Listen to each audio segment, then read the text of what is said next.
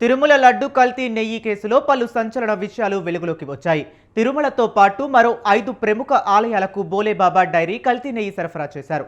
ఈ చిన్న డైరీని అడ్డు పెట్టుకుని తిరుమల, శ్రీశైలం, విజయవాడ, కాణిపాకం, ద్వారకా తిరుమలతో పాటు శ్రీకాళహస్తి ఆలయాలకు కల్తీ నెయ్యి సరఫరా చేశారు.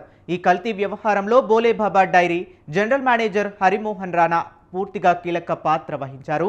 జూన్ 17న ఆయన బెయిల్ కోసం నెల్లూరు కోర్టులో ప్రయత్నం చేశారు.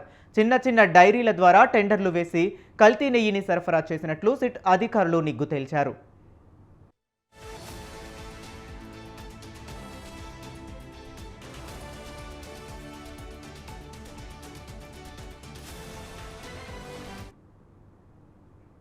బోలేబాబా డైరీ పాల ఉత్పత్తి సరఫరా లేకపోయినా గతంలో టీటీడీ టెండర్లు ఎలా ఇచ్చిందనే కోణంలో సిట్ విచారణ కొనసాగిస్తుంది.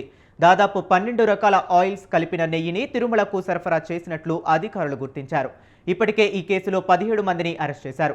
వీరందరికీ బెయిల్ ఇవ్వొద్దని సిట్ అధికారులు కోర్టుకు తెలిపారు. చిన్న దేవాలయాలకు కూడా బోలేబాబా డైరీ నెయ్యి సరఫరా చేసినట్లు సిట్ గుర్తించారు. అయితే ఈ వ్యవహారంలో పలువురు ఉద్యోగుల పాత్రపైన అనుమానాలున్నాయి. ఈ కేసులో వారిని కూడా సిట్ పోలీసులు అరెస్టు అవకాశం ఉంది అంటున్నారు. కమిషన్లకు కకృతిపడి గత టీటీడీ చైర్మన్ పిఏ ఈ వ్యవహారాన్ని నడిపినట్లు సమాచారం. ఈ మేరకు సిట్ అధికారులు విచారణ కొనసాగిస్తున్నారు.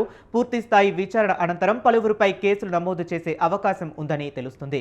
ఇక ఇదే అంశంపై మరింత సమాచారాన్ని మా కరెస్పాండెంట్ శ్రీనివాసులు కర్నూలు నుండి అందిస్తారు. శ్రీనివాసులు, చెప్పండి. తిరుమల తిరుపతి దేవస్థానానికి కల్తీ నెయ్యి సరఫరా చేసిన ఏఆర్ డైరీకి సంబంధించిన నెయ్యి సరఫరా విషయంపై మొదట సిట్ అధికారులు విచారణ ప్రారంభించారు. ఈ తమిళనాడులోని దిండిగల్ జిల్లాలో ఉన్నటువంటి ఏఆర్ డైరీ నుంచి ఈ కల్తీ నెయ్యి వ్యవహారానికి సంబంధించిన వ్యవహారంపై సిట్ అధికారులు విచారణ ప్రారంభించగా ఈ వ్యవహారము భారతదేశంలోని ఇతర రాష్ట్రాలకు సంబంధించి కూడా విస్తరించినట్టు గుర్తించారు. ఈ మేరకు ఉత్తరాఖండ్ లోని బోలో బాబా డైరీ కీలక పాత్ర పోషించినట్లు ఇప్పటికే సిట్ అధికారులు నిర్ధారించారు. ప్రధానంగా ఏఆర్ డైరీని అడ్డం పెట్టుకొని రాష్ట్రంలో అర్హత లేని చిన్న డైరీలు కూడా మొత్తం ఈ నెయ్యి సరఫరా అంతా ఏఆర్ డైరీ ద్వారా తిరుమలకు చేర్చారు. మొదట సిట్ అధికారులు ఏఆర్ డైరీని క్షుణ్ణంగా పరిశీలిస్తే వాళ్ళు టెండర్ లో పాల్గొని అర్హత పొందినటువంటి ఏఆర్ డైరీకి సంబంధించి పూర్తి స్థాయిలో నెయ్యి సరఫరాకు కావాల్సిన ఎక్విప్మెంట్ కానీ సరఫరా చేసే కెపాసిటీ కూడా లేదని నిర్ధారించుకొని వారికి ఏఆర్ డైరీకి సరఫరా చేసిన ఇతర చిన్న డైరీలపై పూర్తి స్థాయిలో దృష్టి సారించడంతోనే ఉత్తరాఖండ్ లోని బోలో బాబా డైరీ వెలుగులోకి వచ్చింది. ప్రధానంగా ఈ Bolo Baba dairy general manager Harimohan Rana ఇతను ఈ కల్తీ నెయ్యి సరఫరాలో కీలక పాత్ర పోషించినట్లు సిట్ అధికారులు నిర్ధారించారు. ఇటు తిరుమలతో పాటు రాష్ట్రంలోని ప్రముఖ ఆలయాలైనటువంటి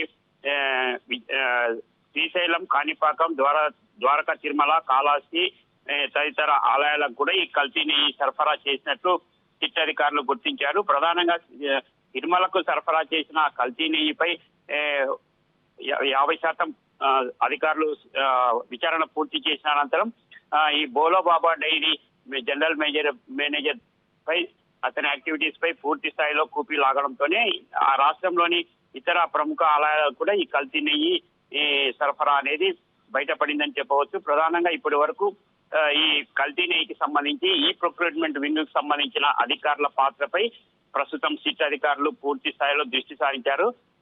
తిరుమలతో పాటు రాష్ట్రంలోని ఇతర ఆలయాలకు సరఫరా చేసిన కల్తీ నెయ్యికి సంబంధించి ఆయా దేవాలయాలకు సంబంధించిన మార్కెటింగ్ శాఖ అధికారులు కానీ అప్పట్లో పనిచేసిన అధికారులు కానీ ఈ బోలో బాబా డైరీ నుంచి వచ్చిన నెయ్యిని ఎలా వాళ్ళు స్వీకరించారు, ఎలా అనుమతించారు అన్న కోణం మీద కూడా సిట్ అధికారులు దృష్టి సారించారు. ఇదే పంతాలో సిట్ అధికారులు విచారణ కొనసాగిస్తే మాత్రం ఇటు తిరుమలతో పాటు రాష్ట్రంలోని ప్రముఖ ఆలయాలైనటువంటి శ్రీశైలంతో పాటు కాణిపాకం, విజయవాడ, ద్వారకా తిరుమల, కాళహస్తి ఈ దేవాలయాలకు సంబంధించి కూడా ఈ కల్తీ నెయ్యి ప్రభావం బయటపడే అవకాశాలు ఉన్నాయి. ఇప్పటికే ఈ ఆలయాలకు సంబంధించి ఎంత మేరకు నెయ్యి సరఫరా చేశారు, ఏ సంవత్సరంలో వీరు ఎంత మేరకు కల్తీ నెయ్యి సరఫరా చేసినారు, దానికి సంబంధించిన రికార్డులన్నింటినీ కూడా పూర్తి స్థాయిలో సిట్ అధికారుల బృందం పరిశీలిస్తుంది.